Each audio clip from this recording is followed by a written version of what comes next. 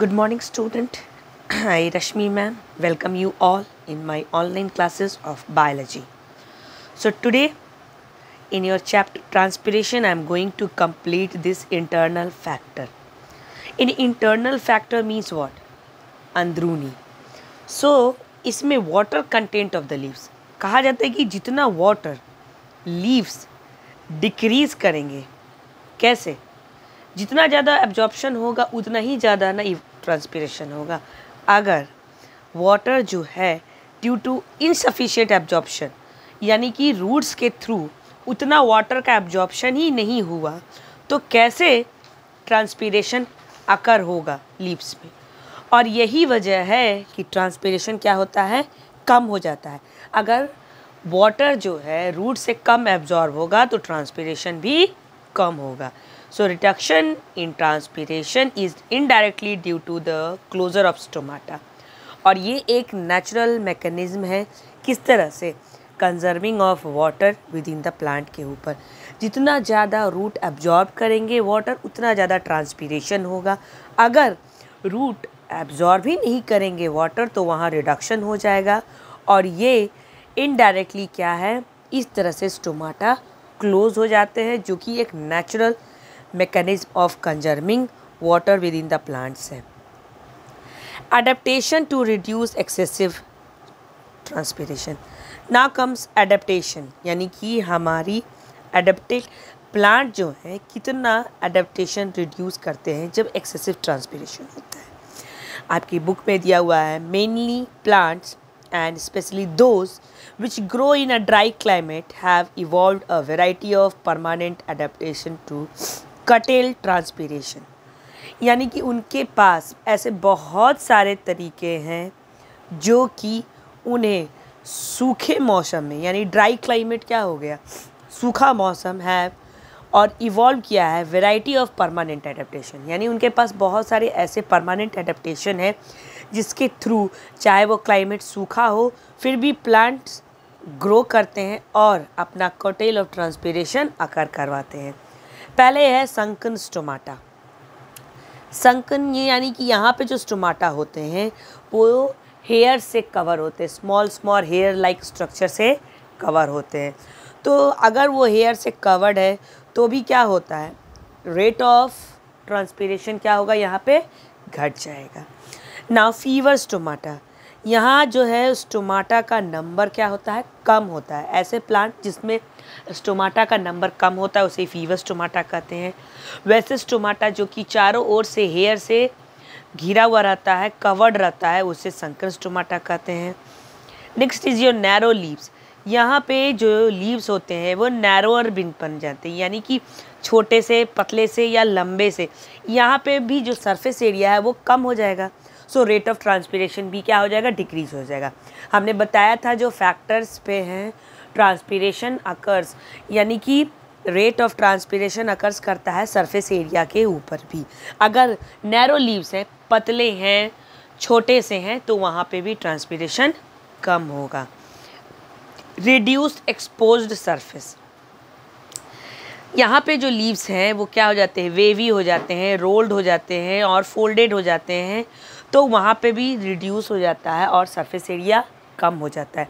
मान लो कोई भी लीव्स होते हैं जो ऑलरेडी घूमे घूमे पे होते हैं तो जो डायरेक्टली जहाँ पे उन पे धूप पड़ना चाहिए या जो सरफेस एरिया वो बिलोंग करते हैं वो क्या हो जाता है, कम हो जाता है. इस वजह से वहाँ उनका क्या हो जाता है, जो एब्जॉर्प्शन और जो ट्रांसपिरेशन रेट है वो कम हो जाए. Reduce exposed areas. एक्सपोज्ड मतलब क्या हुआ, जो हम एक्सपोज करें, जो हम दिखा रहे हैं. तो यानी कि अगर वो लीफी जो है वो फोल्डेड हो जाएगा, रोल हो जाएगा, वेवी हो जाएगा यानी कि वो हवा के साथ खूब ज़्यादा इधर से उधर उसका मूवमेंट होगा तो सरफेस एरिया क्या हो जाएगा, जो सरफेस एरिया एक्सपोज होना चाहिए अंडर द सनलाइट वो नहीं होगा.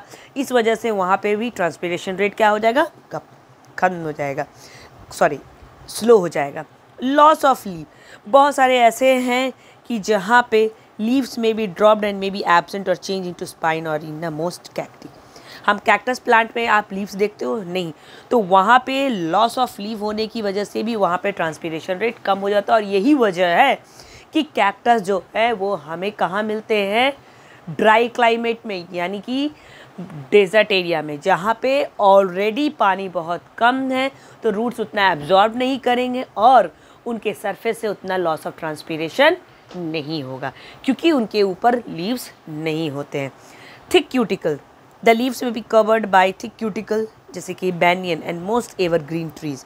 कोई कोई पेड़ पौधे ऐसे होते हैं जिनका जो ऊपर का लेयर होता है, जो लीव्स होते हैं, बहुत ही थिक क्यूटिकल से कवर्ड होते हैं, जैसे हमारा बैनियन ट्री तो मोस्ट एवरग्रीन ट्री, और वो हमेशा हरा भरा रहता है।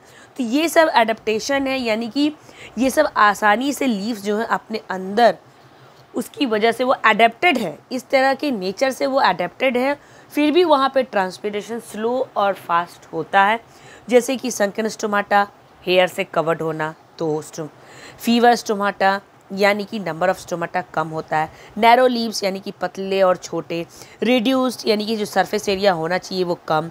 लॉस ऑफ लीव, कुछ पौधे ऐसे होते हैं जिसमें लीव्स नहीं होते, और थिक क्यूटिकल। इन सब वजहों से, ये सब जो वजह है, यही सब है जो प्लांट्स को रिड्यूस करते हैं, यानी कि एक्सेसिव ट्रांसपीरेशन होने से बचाता है। Now comes significance of transpiration. Significance of transpiration जो है उसके दो एडवांटेज हैं। पहला है एक कूलिंग इफेक्ट, दूसरा है क्रिएटिंग सक्शन फोर्स, और तीसरा है डिस्ट्रीब्यूटिंग वाटर, और आप कह सकते हो मिनरल सॉल्ट्स। तो सिग्निफिकेंस मतलब क्या होता है, हमारे इस ट्रांसपीरेशन से हमें क्या फ़ायदा होता है। तो 3 तरह का एडवांटेज मिलता है, कूलिंग, सक्शन फोर्स, और तीसरा है distribution of water and mineral salts.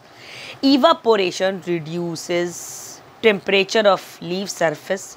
Therefore, transpiration is useful to plant on hot, sunny, dry days.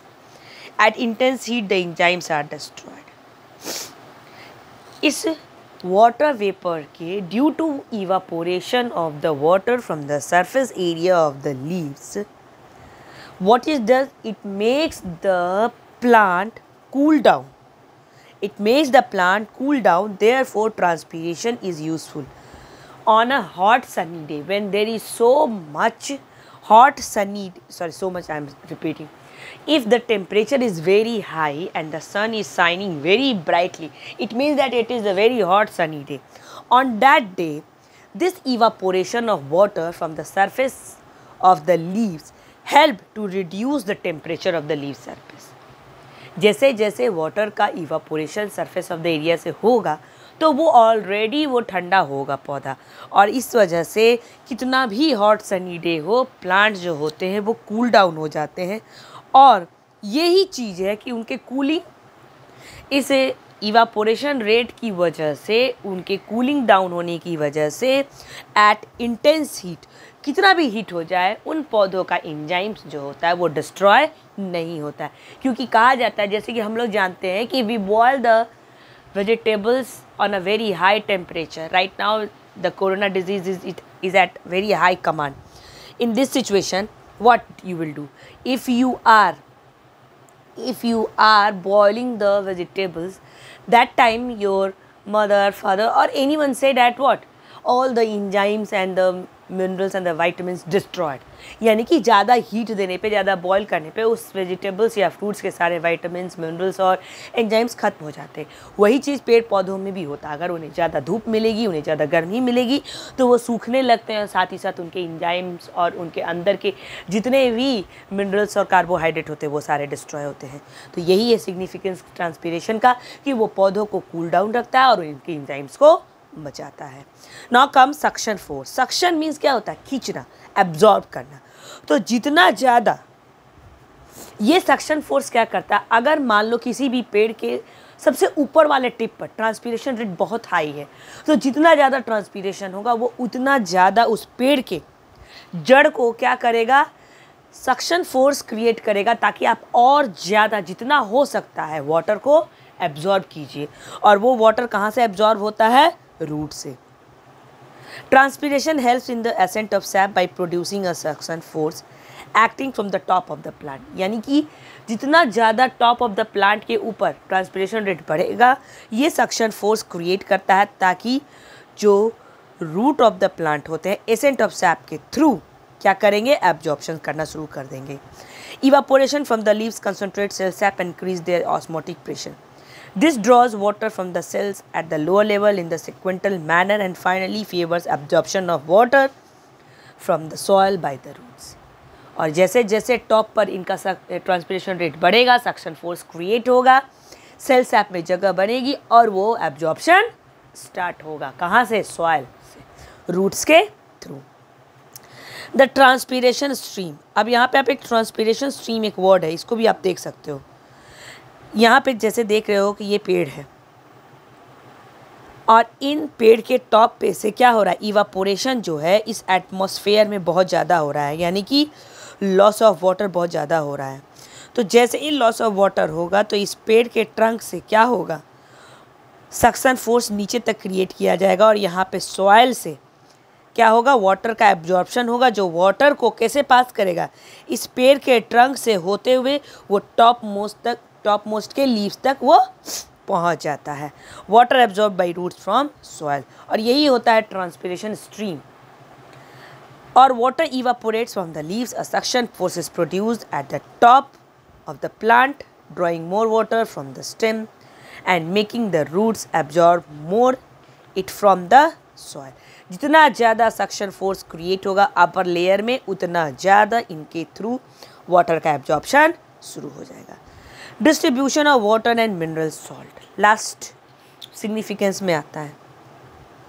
जैसे कि हम जानते हैं कि लीव्स जो है हमारे tip of all branches and twigs में पता मिलते हैं, तो वहाँ पे ट्रांसपीरेशन जो है वो surface tends to draw water towards them and thus helps in distribution of water throughout the plant body.